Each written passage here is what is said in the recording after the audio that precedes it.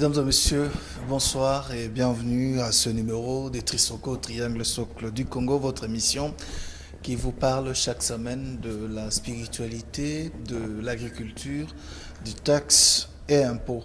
Et voilà, ce soir, c'est comme d'habitude, je ne suis pas seul avec monsieur Bifouman Dieudonné. Bonsoir. Bonsoir. Vous portez bien. Très bien. Et voilà, nous revenons avec vous. C'est comme la fois passée, nous avons largement parlé de l'agriculture. Et on voudra un peu revenir sur les quelques questions posées par nos téléspectateurs. Nous en avons vraiment des fidèles qui nous suivent de près.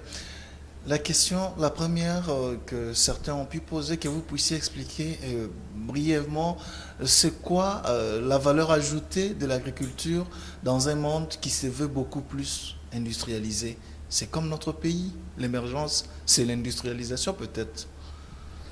Oui, c'est-à-dire, pour qu'on parle d'une valeur ajoutée, ça dépend du niveau où l'on se trouve. Parce que quand vous allez, par exemple, cueillir ou récolter le manioc que Dieu a fait pousser naturellement, là, vous prenez seulement et vous mangez directement. Valeur ajoutée pour vous-même, zéro. Mais maintenant, quand vous allez planter vous-même, c'est-à-dire vous plantez vos maniocs et vous récoltez, vous n'allez pas vendre ces maniocs-là, ou les gens ne vont pas manger ces maniocs dans les champs. C'est-à-dire là où ça poussait, ils enlèvent et puis ils mangent. Mais ils vont manger ça dans leur maison. De le fait de partir de la plantation jusqu'à la maison, ce transport-là déjà, il y a déjà une valeur. Parce que celui qui achète par exemple au champ et celui qui va acheter à la maison, le prix ne sera pas le même. Donc le fait d'avoir déplacé, vous ajoutez déjà une valeur au manioc. C'est-à-dire 1 kilo à la plantation valait 5 000, mais parce que vous l'avez transporté de la plantation jusqu'à la maison, le même kilo revient à 6 000. Donc la valeur ajoutée est déjà de 1 000.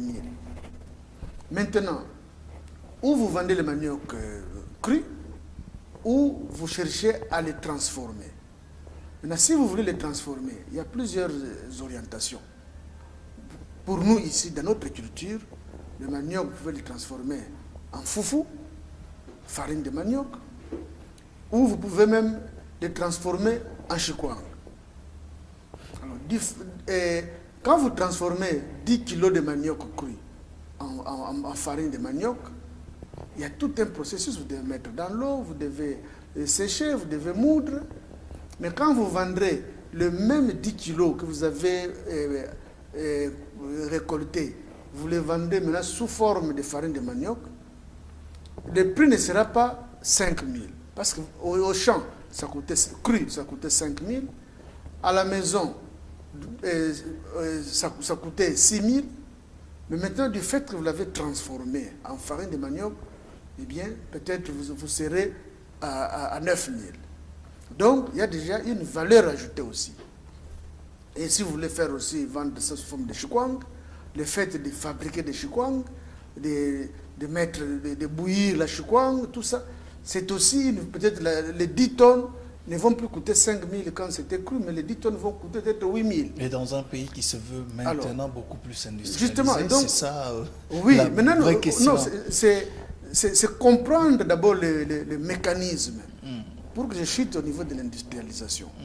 Alors maintenant, voilà ce qu'on appelle valeur ajoutée. C'est-à-dire, vous ajoutez une valeur à quelque chose qui était à un prix initial. Initialement, c'était ceci, mais pour avoir porté une modification, une transformation, ce même produit subit un changement. Et ce changement est valorisé. C'est ça la valeur ajoutée. C'était le manioc cru, maintenant c'est devenu une chikwang. Donc on a ajouté la valeur au manioc en faisant de ça la chikwang ou la farine de manioc. Si nous étions en Côte d'Ivoire, on parlait de la tchéké. Pour eux, le manioc, on le transforme aussi en la tchéké. C'est une nourriture aussi pour eux. Alors, maintenant, nous voulons industrialiser. L'industrialisation répond tout simplement aux besoins de la population. Parce que on a besoin de conserver ce qu'on a produit. Ce sont des produits périssables. On ne sait pas les conserver n'importe comment. Donc il faut bien les conditionner. On voudrait les vendre aussi, les transporter ailleurs. On voudrait aussi les conserver. Parce qu'on peut produire aujourd'hui, mais on doit aussi prévoir l'avenir. Peut-être qu'il y aura sécheresse aujourd'hui. Mais quand il y aura sécheresse, peut-être qu'il y a abondance aujourd'hui, demain il y aura sécheresse. Maintenant, quand il y aura sécheresse, qu'est-ce que nous allons manger si on n'a pas conservé? Donc, toute cette industrialisation qui tend vers la conservation, comment mieux conserver, comment mieux transformer, comment mieux faire ceci ou cela, c'est ça qui donne la valeur ajoutée au manioc. Et ça, c'est un cas typique. Vous avez cité le manioc. Oui, c'est-à-dire maintenant tous les produits suivent les mêmes mécanismes. C'est-à-dire l'étape brute à une étape transformée ou une étape mieux conservée. Donc, les opérations que l'on fait pour mieux conserver, les opérations que l'on fait pour mieux transformer, afin de mieux commercialiser, toutes ces opérations-là, c'est ce qu'on appelle la valeur ajoutée. C'est-à-dire, vous donnez de la valeur, une valeur supplémentaire à ce qui était initialement un manioc cru ou une légume cru, quelque chose de pareil, même un poisson frais qu'on transforme en poisson salé, c'est le même processus. Qu'on met dans une sardine, c'est le même processus. Et cela nous manque parce qu'aujourd'hui, par exemple, nous voyons les jus de fruits, par exemple, être importés de l'Asie, plus loin là-bas, le pays du soleil levant. Est-ce que cela pourrait aussi être bien fait chez nous, ici? Justement, c'est-à-dire... Qu'est-ce qui manque si c'est vrai? Oui, ce qui est là, c'est un problème. La vie c'est l'évolution. Notre société est en train aussi d'évoluer. Vous voyez, nous, quand nous avions grandi, mais les yaourts que nos enfants maintenant consomment à tout moment, mais nous, on n'a pas grandi avec ça. Parce que ce n'était pas encore un besoin facile. La charcuterie, nous, on a grandi à Bandal, mais pour avoir la charcuterie, où est-ce qu'il fallait aller à Bandal? Il n'y avait rien. Il fallait aller en ville pour trouver la charcuterie. Et qui coûtait très cher. Très cher. Importé d'ailleurs. Donc c'est pour vous dire que même s'il y a des gens qui en fabriquaient, mais quelle quantité? J'y vais par exemple dans les Congo central fabriquer la charcuterie. Mais quelle quantité? Donc c'est pour dire que les besoins de la population augmentent. Oui. Donc on voudrait satisfaire ces besoins-là. Maintenant, comment satisfaire ces besoins? Faut-il toujours importer ou bien nous pouvons aussi fabriquer sur place? Parce que les jus de fruits, par exemple, jus de mangue, mais dans plusieurs aliments, dans toutes les alimentations, vous ne manquerez pas de trouver jus de mangue ou ceci. Mais est-ce que nous, ici, nous n'avons pas de mangue? Est-ce que ici, nous n'avons pas d'orange? Mais ces besoins, maintenant, on se dit, bon, on a essayé d'importer des jus de l'Europe ou d'ailleurs, comme vous l'avez dit, de l'Asie, ça vient. Maintenant, les gens se disent, mais non, c'est bon. Alors maintenant, les années à venir, les investisseurs doivent maintenant commencer à réfléchir là-dessus. Réfléchir et investir dans ce domaine. Comment transformer nos mangues qui pourrissent ici en jus? Comment transformer nos oranges en jus? Pour donner justement la valeur ajoutée, c'est-à-dire une mangue crue. Mais vous avez 10 tonnes de mangue. N'avons-nous peut-être pas d'abord commencé par penser à des plantations de mangue, plantations des oranges et puis d'autres fruits qui pourraient nous aider à fabriquer, à produire notre propre jus? C'est ce qui nous manque aussi, des vraies plantations. Parce qu'industrialiser ces domaines sans plantation, est-ce qu'on ne va pas connaître la rupture des stocks à un certain moment? Justement, ça fait partie de la réflexion. Quelqu'un qui voudrait investir dans ce domaine-là, implanter des machines pour transformer nos fruits en jus, il doit se poser la question, je vais me ravitailler où? Ça, c'est la première question élémentaire. La matière première viendra d'où? Dois-je produire ça sur place? Parce que les manguiers que nous avons dans nos différentes parcelles ne suffiraient pas pour produire du jus pour tous les Congolais. C'est ce que nous croyons. Parce que les mangues ne sont pas seulement dans nos parcelles. Il y a aussi des mangues qui naissent, qui grandissent en désordre dans la brousse. Les gens ne s'en occupent même pas. Oui, mais les acheminer au niveau des grands centres, c'est encore ça. C'est là justement la réflexion. Quelqu'un qui voudrait investir dans ce domaine, qu'est-ce qu'il fera? Où pourrais-je me ravitailler en matière première? Faut-il aller acheter les mangues en Asie? Parce que notre pays, Marsavco principalement, a acheté aussi l'huile de palme de la Malaisie. Marsavco importait, je ne sais pas si tu continues à importer jusqu'à présent, mais il fut un moment où la Marsavco importait l'huile de palme de la Malaisie. Alors qu'ici, il y a beaucoup de palmiers. Mais pourquoi l'offre interne ne pouvait pas satisfaire la Marsavco? Peut-être il y avait un problème d'approvisionnement, disons, de transport de cette matière première vers Marsavco. Peut-être il y avait insuffisance. Donc on peut se poser beaucoup de questions. Donc celui qui viendrait aussi pour investir, première question, est-ce que les Congolais consomment-ils les jus, des fruits en général? La réponse est oui. Ils commencent à raffoler ça. Oui. Alors maintenant, comment satisfaire cette demande? Faut-il nécessairement importer ces jus ou bien nous pouvons les produire sur place? Ah non, mais on peut les produire sur place parce qu'ici aussi, il y a ces fruits-là. Ok. Maintenant, ici sur place, quelle quantité nous pouvons produire? Est-ce que ce qui existe, c'est-à-dire la quantité produite, est-elle suffisante pour procéder à la transformation? Si oui, on commence. Sinon, qu'est-ce qu'il faut faire? Il faut planter beaucoup d'arbres afin d'avoir beaucoup de fruits qui vont faciliter la tâche. Donc, c'est toutes ces réflexions qu'il faut mener et c'est dans cet ordre d'idées que nous avions parlé déjà des fameux OPAF, Opération Arbres Fruitiers, parce qu'on s'est dit, en ayant beaucoup d'arbres fruitiers, vous avez par exemple 2, même 5 hectares d'arbres fruitiers, mais vous aurez à la saison des mangues, mais vous aurez beaucoup de mangues que vous pourrez vendre maintenant à cette usine-là qui va transformer, vous aurez beaucoup d'avocats, ainsi de suite. Parce que quand vous avez par exemple deux grands véhicules, vous produisez 2 grands véhicules de mangue. Même si vous êtes un gourmand hors cadre, même si toute votre famille est une famille gourmande, mais vous ne saurez pas terminer ces mangues. Vous allez vendre des mangues, mais plusieurs d'entre elles seront pourries. Mais quand vous êtes sûr qu'en produisant 2 grands véhicules de mangue, je vais les vendre chez telle compagnie qui en a besoin, vous verrez que et la famille va avoir des revenus, et l'usine va aussi avoir la matière première. Donc c'est un problème d'organisation, c'est un problème de planification au niveau national, et les privés aussi peuvent s'investir pour beaucoup produire des mangues. C'est la question qui a été posée par l'un des téléspectateurs. Quelle est la responsabilité du petit peuple, surtout au niveau de l'investissement dans ce domaine de l'agriculture? Est-ce que chaque personne a au moins une part de responsabilité, ou sinon on ne peut que laisser cette charge à l'État qui doit définir les politiques et aussi peut-être même donner des moyens comme à Bukangalonzo pour construire des grands parcs?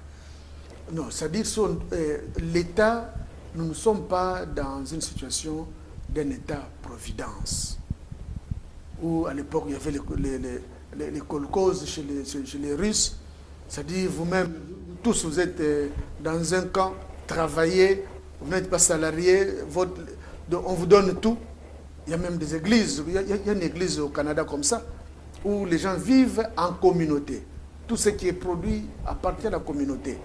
Nous ne sommes pas dans cette logique dans notre pays. Donc, l'État crée tout simplement les conditions propices pour valoriser l'agriculture, pour encourager les gens à faire l'agriculture, pour encourager les gens à planter. L'État crée simplement ces conditions-là. Mais si l'État veut avoir un parc agro-industriel, lui, qu'il appartiendrait, genre SNEL, la SNEL appartient à l'État à 100%. Maintenant, si l'État veut, bon, moi je voudrais aussi avoir des plantations qui vont m'appartenir à moi. C'est son affaire. Mais encourager la population. Ceux qui peuvent le faire. Ça, maintenant, l'État va simplement créer les conditions pour que cela soit possible. Maintenant, ce sont les citoyens eux-mêmes qui vont se dire, mais moi j'ai une terre qui ne fait absolument rien. Ce sont les herbes sauvages qui envahissent cette terre-là. Encourager cette personne à mettre des arbres fruitiers. Maintenant, si l'État veut imprimer ou lancer une politique pour que cela soit facilité, c'est alors que l'État se dira, bon, que ceux qui veulent investir dans le domaine d'arbres fruitiers, ils peuvent obtenir facilement un crédit de tel genre. Voilà les réflexions que l'État pouvait faire. où, comme on l'a proposé dans notre réflexion de l'opération arbre fruitier, au PAF en sigle, d'un côté il y a le mariage agricole, et puis de l'autre l'opération arbre fruitier. Et dans cette optique-là, l'État peut encourager. La responsabilité, oui, la responsabilité de chaque Congolais, parce que tout le monde n'a pas une portion. Mais justement, ceux qui peuvent, on ne dit pas que tous doivent. Non, tous ne doivent pas. Mais ceux qui peuvent. Mais au moins, tout le monde peut s'intéresser à l'agriculture. Mais c'est une liberté. Dans la mesure où les gens investissent dans les transports, mais ils peuvent aussi investir dans l'agriculture. Vous avez le courage, la possibilité. Vous voyez maintenant ici à Kinshasa, peut-être une personne a construit un flat, les flats ont poussé. À travers la ville, les flats ont poussé comme des champignons. C'est bien, parce que c'est un investissement, ils ont donné du boulot aux gens. Mais les mêmes personnes qui ont... c'est-à-dire c'est un engouement. C'est un engouement, ils sont allés vers les flats. C'est un vent qui est venu et justement. Et puis, demain, après-demain, ça sera... Avant, c'était les 207 qu'on a diabolisé. Nous sommes entrés dans... On a diabolisé. Mais oui, parce qu'on les a appelés esprit des morts. C'est ce qu'il fallait diaboliser. Idéaliser ou... on a diabolisé tout simplement. Non, moi, oui. Alors, maintenant, nous sommes dans l'ère des fameux catch. Voilà. Maintenant, les gens se sont lancés dans les fameux catch. Mais c'est un engouement. Parce que la population a estimé que là, au moins, quand j'investis mon argent, je peux facilement récupérer quelque chose. Ou ça peut me donner un revenu qui peut me permettre de bien vivre. Alors, maintenant, quand l'engouement sera orienté vers les arbres fruitiers, parce qu'un arbre fruitier, vous en avez pour plus de 20 ans. Quand ça commence à produire, vous en avez au moins 20 ans, sinon plus. Donc pendant 20 ans, vous récoltez. Il suffit d'entretenir tout simplement cet arbre, la plantation. Alors maintenant, quand les gens se diront, mais comment? Nous avons beaucoup de signons de partenariat avec les propriétaires fonciers. Et il suffit de planter des arbres que vous allez entretenir. Mais vous aurez, à partir de la 3e, sinon 5e année de l'investissement, vous aurez une production mensuelle. Disons, peut-être ces 2 mois, vous êtes... c'est la période de mangue. 2 mois après, c'est la période d'orange. 2 mois après, c'est la période d'avocat. Les avocats, maintenant, nous sommes vers la fin. Hein. Maintenant, ce sont les oranges qui commencent.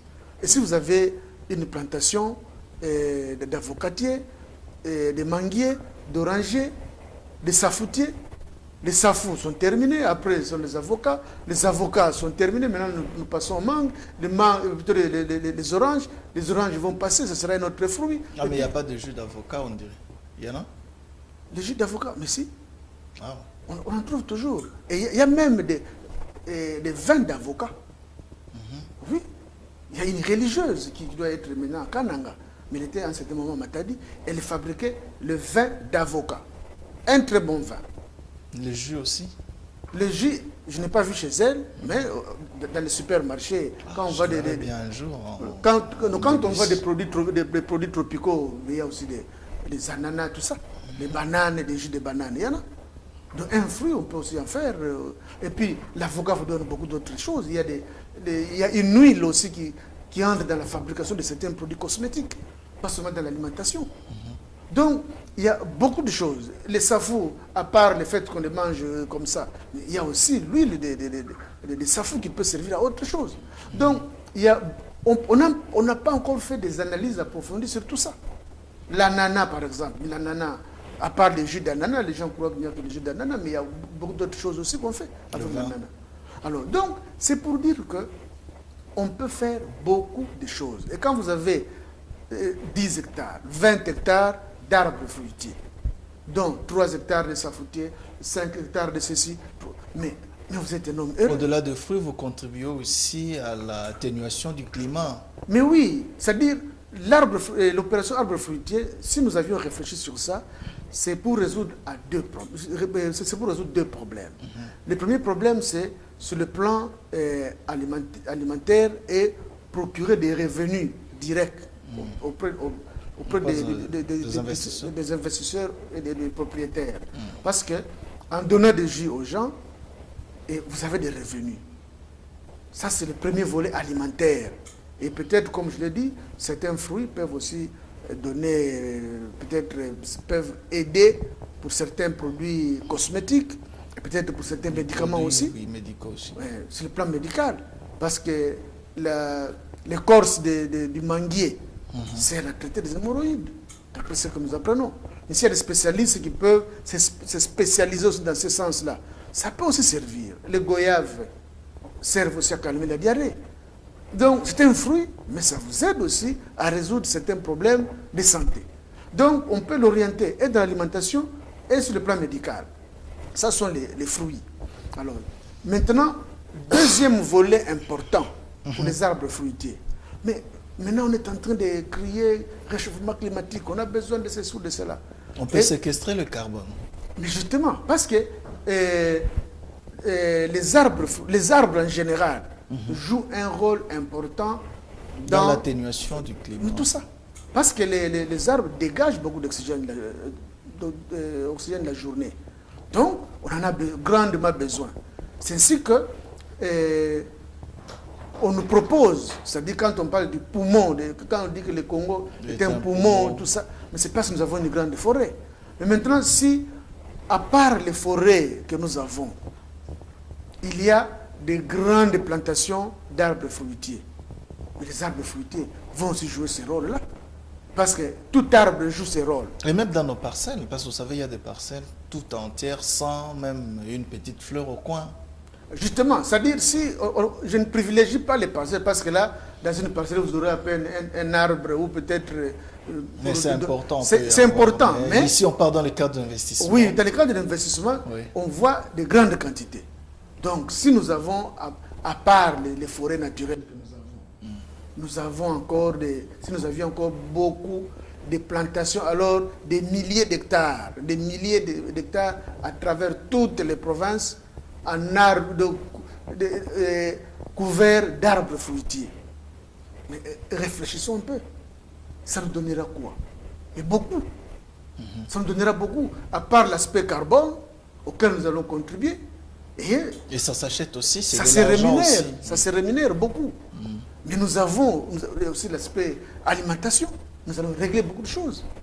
Donc, c'est ainsi que l'opération arbre fruitier, et puis c'est facile.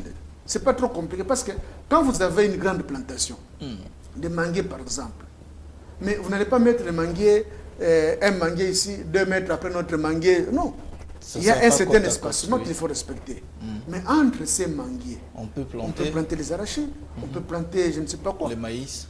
Le maïs peut-être pas parce que ça va à une certaine hauteur, mais les histoires telles que les arachides ou les maniocs. Les maniocs, pas tellement. Ce sont les agronomes dans tous les cas qui peuvent confirmer. Ça dépend du terrain et de l'emplacement. Mais on peut, là, dans une plantation, on peut aussi. Et c'est ainsi que, dans le cadre de notre association Sodema, nous avons lancé ce qu'on a appelé l'opération Mangondo, c'est-à-dire l'opération bananier. Qu'est-ce qu'on a constaté? Il y a des terres vierges qui ne sont même pas cultivées. Mais si sur ces terres-là, vous plantez ne fût-ce que 3 hectares de bananiers, 4 hectares de bananiers, mais les bananes sont maintenant beaucoup consommées à Kinshasa. En tant que fruit, c'est depuis des années. Mais en tant que makemba, les bananes plantains, mais il y a plusieurs formes de consommation maintenant. On peut en faire ce qu'on sait que nos frères on appelle le lituma. On peut manger les bananes plantains bouillies comme ça, mûres ou non mûres. Et puis, dans tous les supermarchés, nous avons des chips de bananes plantains. Chips. Donc, ils peuvent se conserver des mois et des mois. Donc, voilà. Mais est-ce qu'il y a 10 ans, on parlait de chips de bananiers? Non. Mais c'est une nouvelle technologie dans technologie de conserver et de consommer les bananes plantées. Mais il faut avoir ces bananiers. Parce que pour produire ces bananes plantées, parce qu'actuellement, même dans les fêtes, les bananes plantées constituent encore un petit repas, pas luxueux, mais un peu. Ce n'est pas donné à tout le monde de se taper les bananes plantées chaque fois. Ou dans une fête, vous c'est parmi les repas spéciaux. Mais justement. Mais pourquoi c'est spécial? Pas ça coûte cher. Et il y en a, Or, c'est rare aussi. Et c'est rare. Bon, rare, c'est trop dire, mais ça coûte cher, c'est parce que l'offre Oui. est encore petite par rapport à la demande, La c'est demande, ainsi oui. que le prix est élevé. Mais si nous avions beaucoup de bananiers à travers le pays, mais il y a des gens qui vont se dire, moi, désormais, je ne mangerai plus le foufou, la fan de manioc, je ne mangerai plus la choukwang, je vais commencer à manger les bananes plantains, et ça sera normal. C'est possible. Mais oui, parce que quand il y a une grande quantité, une offre importante, le prix va baisser. C'est comme les œufs. Quand nous grandissions, les petits déjeuners avec omelette, c'était un déjeuner lourd. Hein. Mais actuellement, je ne sais pas s'il y a des gens qui qualifient les petits déjeuners avec omelette comme étant un déjeuner lourd. Ça coûte pas assez parce que les gens... C'est à la portée de tout le monde. Oui. Ce n'est plus un luxe de consommer l'omelette. Ce n'est plus un luxe.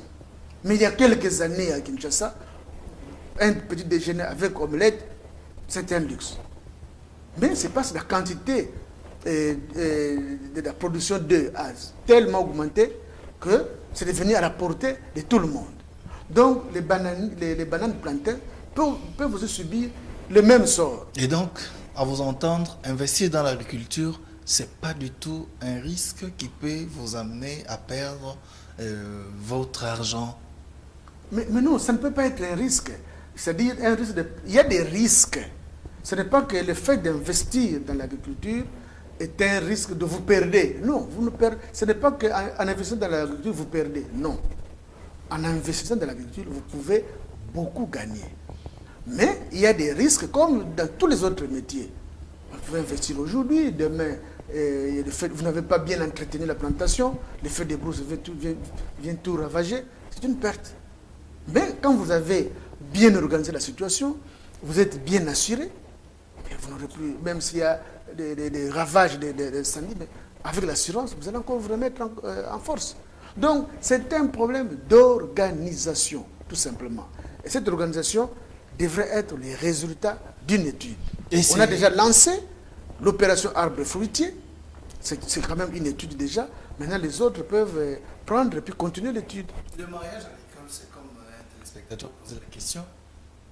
À quelle échelle, en fait, quel est le montant minimum que l'on pourrait apporter en tant qu'investisseur chez une collectivité de gens qui constituent pour vous la main-d'œuvre et puis un propriétaire terrien? Ça peut s'évaluer à combien? C'est un peu ça les petits calculs parce que les gens se demandent est-ce qu'il faudra-t-il apporter des millions de dollars comme c'est le cas à Bukangalonso par exemple? Non.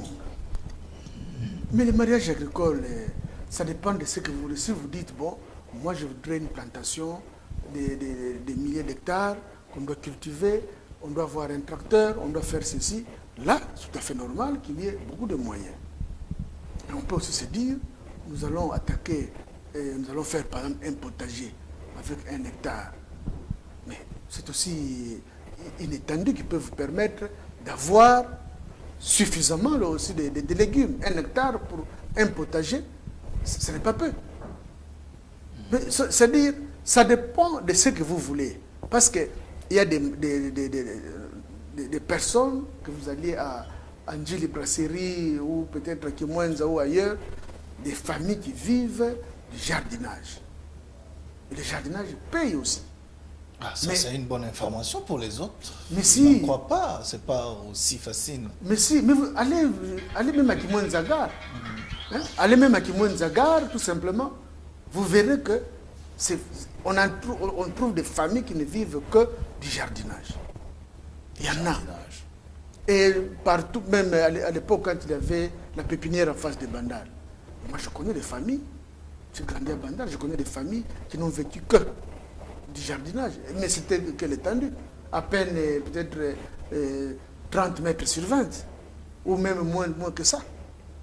Donc, le jardinage peut aussi faire vivre. Parce que les légumes, on a toujours besoin, les piments, on a toujours besoin de ça. Mais vous n'allez pas dire que c'est une mauvaise culture. Alors, maintenant, en évoluant avec ça, est-ce qu'on a pour 1 hectare, un maraîchage d'1 hectare, il faut combien? Est-ce qu'il faut des millions?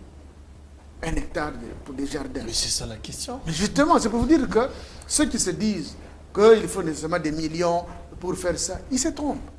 C'est-à-dire avec des coûts aussi intéressants, vous investissez peut-être 3 000 $, vous avez l'étendue voulu, mais vous pouvez générer plus que ça. Donc, tout part de l'étude. On ne peut pas faire les choses sans analyse, sans réfléchir. Et la réflexion ne veut pas dire il faut d'abord faire l'université, il faut d'abord aller, je ne sais pas, être agronome, disons, terminer en agronomie pour commencer les études. Non, il y a des choses, le bon sens peut vous donner déjà cette possibilité de faire le minimum. Alors, même si on veut aller au-delà du minimum, c'est là où on peut avoir besoin de spécialistes. Chacun dans son domaine, l'agronome viendra vous dire, bon, vous avez 5 hectares, dans les 5 hectares, faites ça et ça et ça. Mais si c'est seulement quelque chose de moindre envergure, commencez d'abord, votre expérience constitue aussi une étude. Ça fait partie de la connaissance. Et quand on commence, c'est aussi un risque que l'on prend, on peut échouer, et puis ça entre dans l'expérience. Hein. Il n'y a rien pour rien. C'est-à-dire, il n'y a rien sans risque plutôt. Il n'y a rien qu'on peut entreprendre qui n'a pas de risque. Les risques existent partout. Mais la maîtrise des risques, la notion qu'on appelle maîtrise des risques, c'est un nouveau concept d'ailleurs. Sur le plan nouveau, oui, c'est un concept. Mais évidemment, ici, même sur le plan international, ce n'est pas un vieux concept. En tout cas, ce n'est pas un concept qui date d'il y a plus de 20 ans. Non, c'est moins de 20 ans. La maîtrise des risques. C'est-à-dire, tout ce qu'on peut entreprendre, il faut toujours analyser. Et dans l'analyse, on parvient à déterminer les risques. Donc la maîtrise des risques, c'est quand même quelque chose, un concept très important qui vous permet de bien organiser et puis de prévenir les risques, c'est-à-dire les causes des risques, parce qu'un risque c'est un événement aléatoire qui peut ne pas se réaliser. C'est ça les risques. Alors maintenant, quand vous savez que ici, il peut y arriver un événement qui peut déranger mon objectif, là, on fait maintenant la prévention. Comment prévenir cet événement? Mais vous pouvez aussi être surpris que l'événement est arrivé, est déjà là. Pendant que l'événement est en train de se produire, maintenant vous cherchez des mesures de correction. Comment gérer ces risques qui est en train de se réaliser? Comment corriger? Et il y a aussi un moment où le risque est déjà arrivé. On ne peut plus, c'est déjà arrivé. Maintenant, il faut gérer les impacts. Maintenant, comment gérer les impacts? Vous trouvez des solutions pour dire, bon, le risque est arrivé, il a dérangé ça et ça. Maintenant, vous cherchez des solutions pour faire face à tout ça. Et une autre question, qu'est-ce qu'il faut à la RDC pour limiter l'importation, surtout de produits de l'agriculture? La prise de conscience et la détermination. Quand on a cette prise de conscience qu'on voudrait désormais importer de moins en moins les produits que nous allons manger, non, on ne peut pas dire qu'on ne doit plus importer. Non, ça, c'est limité, c'est-à-dire nous pouvons importer ce nous devons importer ce qui est nécessaire pour compléter notre alimentation. Voilà. C'est la prise de conscience. Non? Est-ce que nous devons continuer à importer le maïs, par exemple? Dès qu'on se pose cette question, on se dit... Mais la réponse déjà c'est non pour vous? Ça dépend. Si nous voulons, mais nous pouvons ne plus importer le maïs. Parce que la quantité qu'on peut produire ici peut déjà nous suffire largement. Et puis chercher même à être exporté. Donc, notre pays peut produire une quantité qui peut nourrir même... toute l'Afrique, non? En tout cas, même pas toute l'Afrique, mais plus de 150 millions de personnes. Or, nous ne sommes même pas 100 millions. Ce qui veut dire que nous pouvons tout consommer et puis vendre autre chose. Si nous voulons adopter une telle politique, on peut. Alors, si nous voulons par exemple... on peut se poser la question, est-ce que nous devons produire la pomme de terre? On se dit, est-ce que dans notre alimentation, la pomme de terre, est-ce que c'est vraiment indispensable? Mais sinon, à Kinshasa, c'est un luxe aussi. Justement, est-ce que c'est indispensable pour même quand vous allez dans une fête, vous êtes invité, il n'y a pas de pomme de terre, qui va se plaindre dans notre alimentation? C'est ça que vous posez. Mais justement, mais par contre, quand vous êtes invité, il n'y a pas de foufou, il y aura des plaintes. Ah, mais comme il n'y a pas de foufou, des farines de manioc ou de maïs, il n'y a pas de chouan, il n'y a pas de chouan. Les gens peuvent réclamer. Mais la pomme de terre, les frites, qui peut réclamer d'une façon sérieuse pour dire que non. Pas tout le monde. Donc, ça sont déjà à compter. Oui. Donc, la pomme de terre, on peut produire ce qu'on peut produire. Ça peut aller. Celle que nous produisons déjà, c'est une quantité suffisante. Mais si nous pouvons produire davantage, on peut. Non, suffisante. Suffisante, et puis... c'est encore un luxe. Oui, mais c'est parce que on n'a pas ce besoin-là. S'il y a cette prise de conscience en disant nous voulons désormais consommer la pomme de terre que nous pouvons produire. Mais à Goma, disons dans l'est du pays, mais ça pousse facilement. Donc on peut produire la quantité qui peut suffire pour tous les pays. Exporter aussi. Oui, et qu'on peut s'exporter. Donc c'est une prise de conscience et puis la détermination. Nous disons, bon, maintenant, nous allons commencer à importer les riz. Même les riz. Si nous disons plus de riz à importer, développer d'abord notre culture de riz. Nous pouvons réussir. Et nous pouvons maintenant commencer à vendre parce que les riz a une stratégie importante sur le plan international. Hein. C'est-à-dire? Mais les distributeurs des riz, par exemple, sur le plan international, jouent un rôle important. Parce que dans tous les pays du monde, le riz est consommé. Mais malheureusement, tous les pays du monde ne peuvent pas produire le riz. Donc c'est une denrée bien consommée à travers le monde. Nous pouvons produire. Mais nous pouvons produire ce qu'on peut bien consommer et ce qu'on peut aussi vendre. C'est-à-dire nous pouvons nous insérer dans la liste des pays, des grands pays producteurs de riz. C'est possible. C'est possible. C'est facile même. Possible et facile. Mais sinon, aujourd'hui, jusque-là, ce sont les Chinois qui nous aident.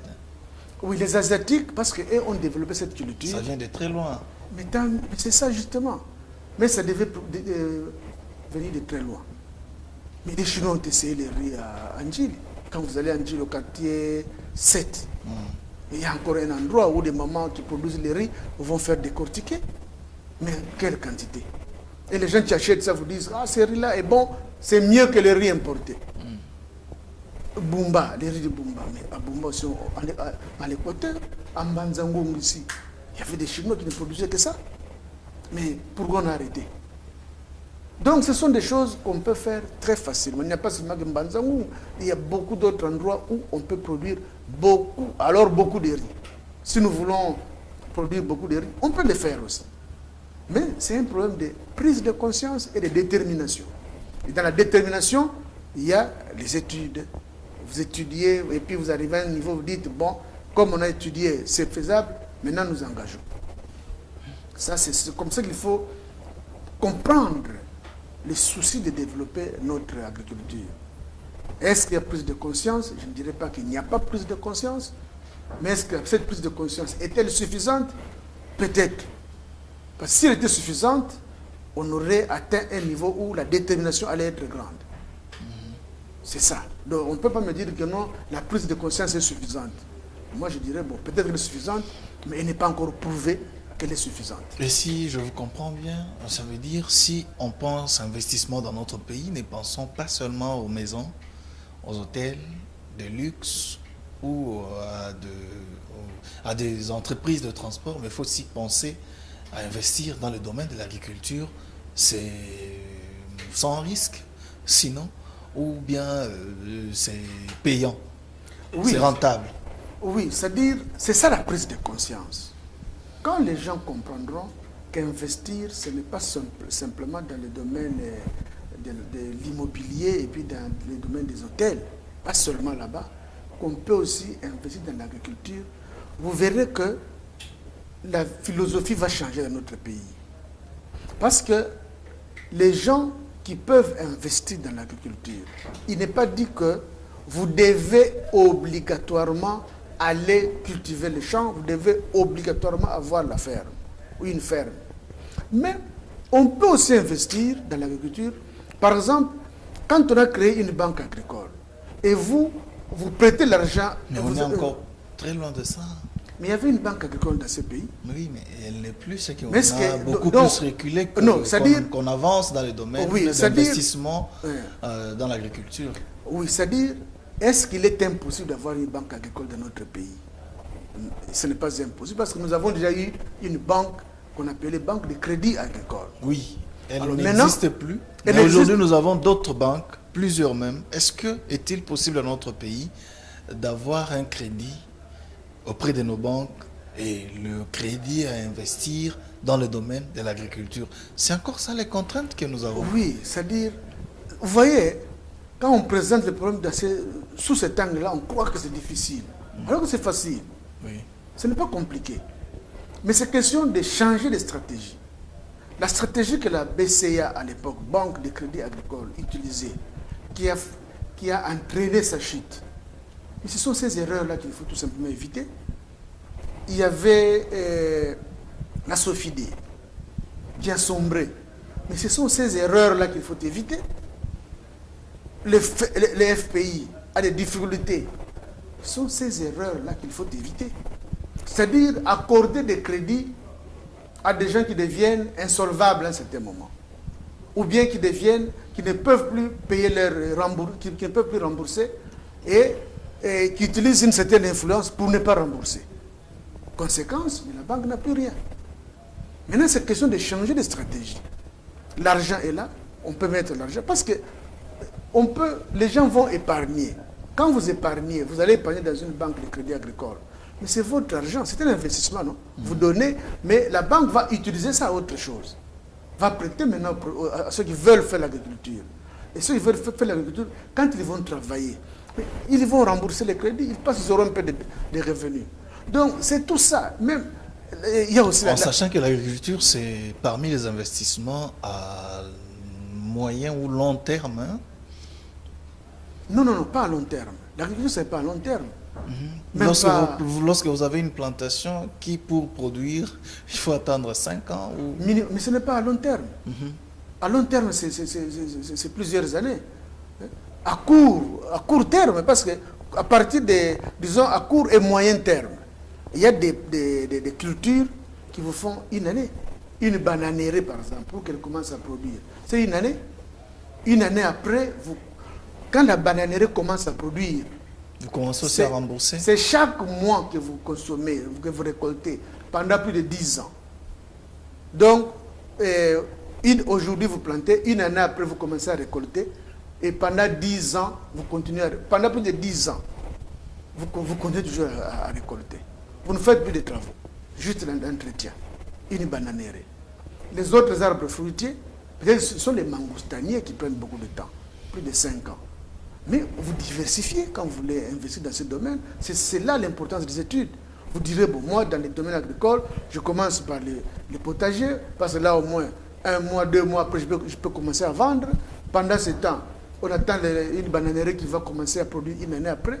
Et quand la bananerie commence à produire, maintenant, vous attendez les avocatiers qui vont... C'est comme ça la planification. Et vous demandez à quelqu'un qui cultive juste un potager d'aller aussi demander un crédit auprès d'une banque lorsque nous savons que les crédits bancaires exigent des garanties aussi très grandes.